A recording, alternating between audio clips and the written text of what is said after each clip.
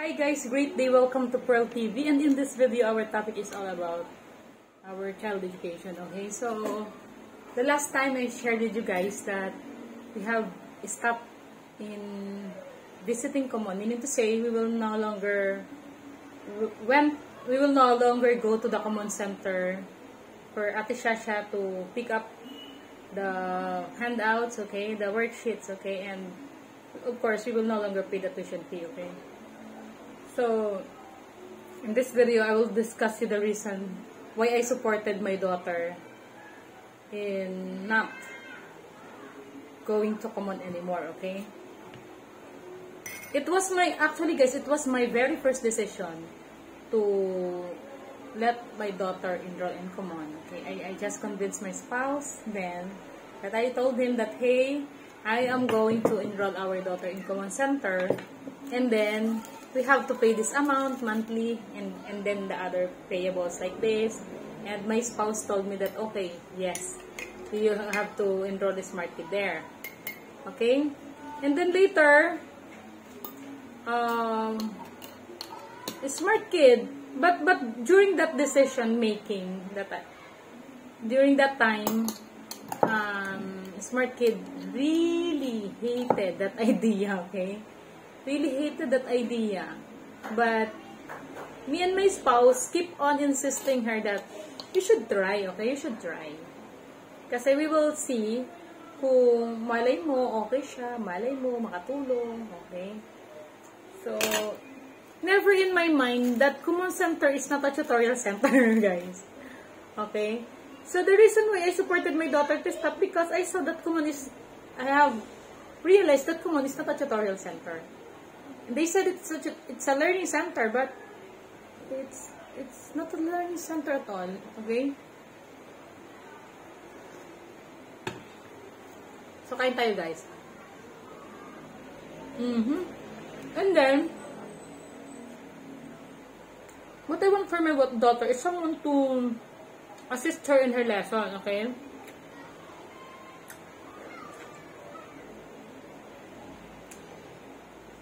And the reason maybe why my daughter doesn't put Kumon in her heart, maybe because when she entered into the center, wala man na magsabing, hello, good morning children, good morning kids. So, wala man nang gano'n na mag-guide sa kanila, how's your day? You know, hindi mo maramdaman na really welcome in this place. Walang gano'n eh. Basta yung mga bata, kukuha lang ng mga worksheet, uupo, sasagot, bibigyan ng sasagutan, uuwi, ganun lang. So, parang wala dun yung essence ng ng essence ng isang learning center. Okay? Wala, hindi talaga maramdaman yun ng bata yung belongingness na, ay, gusto ko doon kasi napakabait sa akin. Ganito. Di ba, napaka-importante, di ba, yung welcoming mo sa kids. And, hindi ko talaga nakita yun. Okay? So, kaya sinuportan ko na ng anak ko. We've been 2 months there. So, what Smart Kid do from time to time is we went there. Yung mga we're given with worksheets, uuwi yung mga worksheets sasagutan. Babalik, bibigyan ng worksheet. Ganun lang pala yung guys. I thought someone is about to check kung ano yung ginawa niya sa bahay. Tapos, kung may mali, sasabihin na, Smart Kid, may problema dito, so ganito, ganyan. Walang ganun pala. Alam ko, there are mali sa mga sagot sometimes ni Smart Kid. Pero bawal namin i-correct yun kasi that is their instruction eh. Okay? So that's why we know. Kasi nagkaroon sila ng mayroon time frame na you have to answer this for 15 minutes. Well, they're checking kung gaano kabilis yung bata. It really helps naman. Okay? So, sa mga mami na nagpaplano pumasok sa Kumon, the story about Kumon, that Kumon is not a tutorial center, okay? Wala magtuturo doon. There is no qualified tutor that will teach your kid, okay? Akala ko dati, ito yung subject mo, dito ka nag-umpisa, someone is about to recall you that this is the ganito, ganyan, ganyan. Hindi pala, mastery pala yung guys. Okay? What they're trying to do is to enable your kid to master like 1 plus 1, 2 plus 2. Parang ganun. So it's not practical for me. To spend an amount of, I say 2,200 per 1 month just to memorize an addition, di ba? Ang sa utak ko, may calculator na. Or, addition is just, di ba? Kung free, why not, di ba? Pero ano nga it's not practical for me. Kasi ganun lang naman, nakatid mo pag uwi.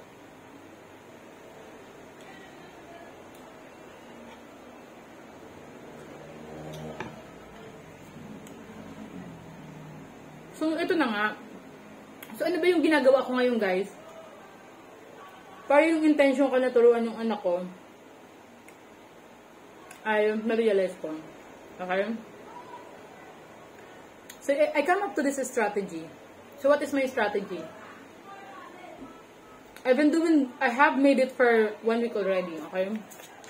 What I did is, I used to prepare a worksheets. I'm already the one preparing a worksheets. Like, we focus on multiplication, subtraction, okay? Kasi doon naman talaga weak si Smart Kid. Pagdating naman sa addition, kaya niya na yun. Kaya nga sabi ko, yung evaluation na magbo 1 month pa siya sa addition, 1 month pa sa ganito, hindi na practical, okay? So, yung ginagawa ko guys, yung strategy ko, ako na gumagawa ng worksheet. And every time, Smart Kid got a perfect score, that worksheet has a price value. It will give her 10 pesos every time she perfected the items, okay? Kung hindi niya ma-perfect, I'll give her 5 pesos. So, at the end of the week, si Smart Kid may pera siya. I will put it in her pocket, okay?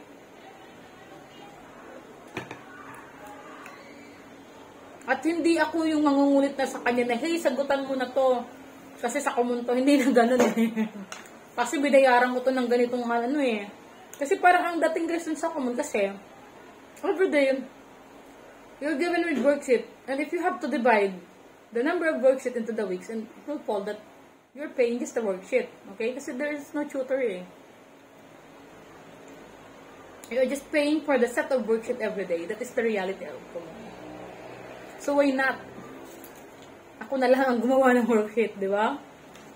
Ako na lang yung gumawa ng worksheet, and every time my daughter got perfect in that particular worksheet, so there is a 10 pesos for her. So, di ba, it's a better motivation for kid. Di ba? Then, so hindi na ako nangungulit with Smart Kid. Nahuwi, sagutan mo na ito, ganun nga yan. Hindi. Siya nang yung nangungulit sa akin. Mamagawa ka na po ng problem kasi sasagot ako. Kasi I want di ba? She want the price. So, i-reverse mo. Pero gusto niya din talaga sumagot. She just really hate the idea of going there. I don't know why. Maybe because she is not comfortable in the place, okay? So, ganon. So, I agree na lang to Smart Kid na okay, ayaw mo na. So, ako na lang yung nagsabi kay Papa niya na sige, wag na nating wag na nating patuloy ito. Kasi ayaw nga ng bata. Kawawa naman. Kasi hindi ko din gusto yung pacing nila. Okay? Mr. ko ang kulit. Kinukulit ako lagi. Bakit kasi hindi mo pa patuloy-tuloy na lang? Sabi ko, hindi na nga.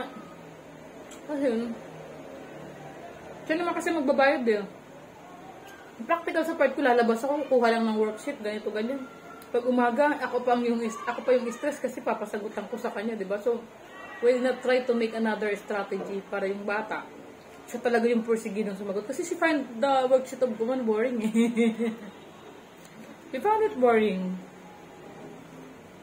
Ayun ako, napaka-boring mama doon. Tapos napaka-boring magsagot. Di ba? Ayun, napadami na ako ng kain.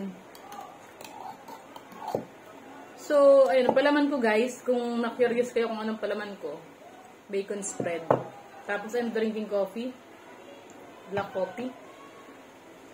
So, ayun guys, So, mainam na lang na ganun. Isip na lang kayo ng strategy para yung anak nyo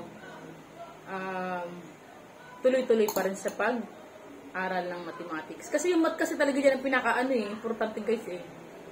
Kahit saan pumunta ka, mahalaga talaga yung math. Kahit sa anong trabaho, 'di ba? Kahit yung mga math basics lang.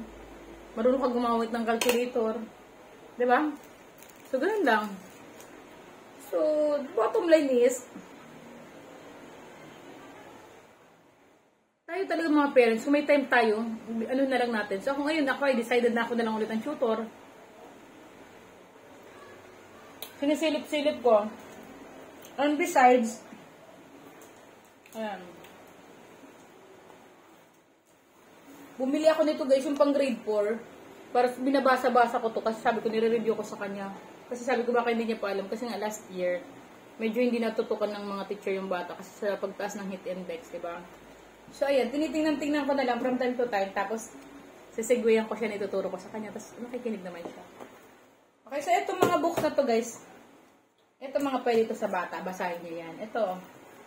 And, kagandahan ngayon guys, hindi lang kami nakatutok sa math. Okay? Bilang ako na yung teacher niya ulit. Kasi ako naman talaga yung teacher ni Smart Kid eh. From kinder to grade 3. Ako yung nagtuturo sa kanya kasi nat-timing tayo sa pandemic, di ba?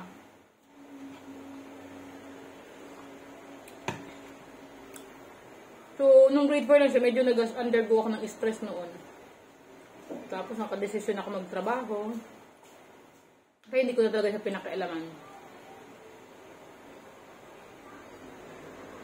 Kumbaga, tiniwala ako na sa teacher that time.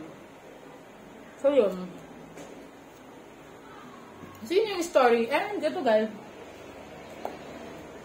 Discarte ko ngayon kung ano mga libro na pwede sa bata. Lagay ko dito. Para, pag maupo siya dito, ay gusto niya magbasa-basa.